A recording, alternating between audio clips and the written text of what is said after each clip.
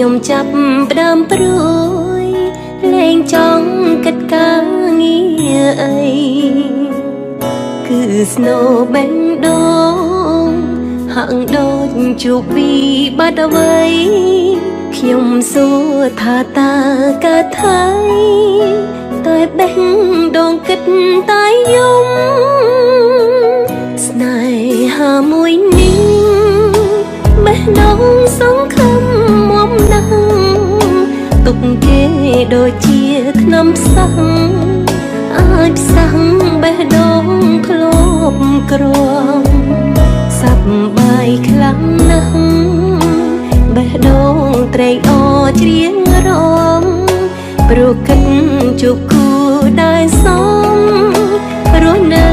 កំដរថ្ងៃមុខបេះដូងបាត់គ្នាវាយំរកគ្នាវាហើយថ្ងៃនេះមិនដេចឡើយតែចាប់ប្រងឲ្យវាជួបទុកអូនស្រឡាញ់បងមានបំណងចង់រស់បានសុខតែបងបែរឲ្យចិត្តចុករងទុកព្រោះក្តីស្នេហាអូបេះដូងអើយអ្នកល្មមឈប់យំសោកសៅស្ងៀមហើយប្រឹងដេកទៅឈប់ស្រែងឲ្យខ្ញុំថ្លង់ណាព្រោះនៅពេលនេះខ្ញុំត្រូវរវល់កិច្ចការរឿងឈឺរឿងទុកខ្លោចផ្សាសូមអ្នកសាទុកនៅមួយដុំ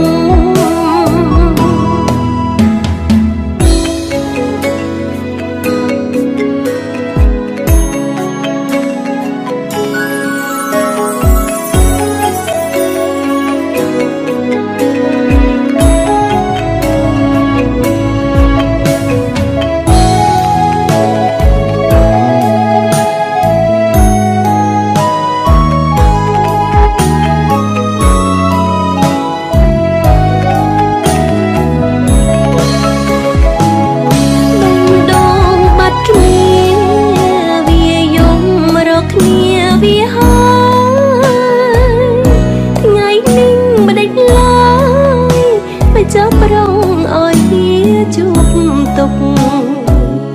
អូនស្រឡាញ់បងមានបំណងចង់រស់បានសុខតែបងបែរឲ្យចិត្តចុករងទុកព្រោះក្តីស្នេហាអូបេះដូងអើយអ្នកល្មមឈប់យំសោកសៅស្ងៀមហើយប្រឹងដេកទៅឈប់ស្រែងឲ្យខ្ញុំថ្លង់ណាព្រោះនៅពេលនេះខ្ញុំត្រូវរវ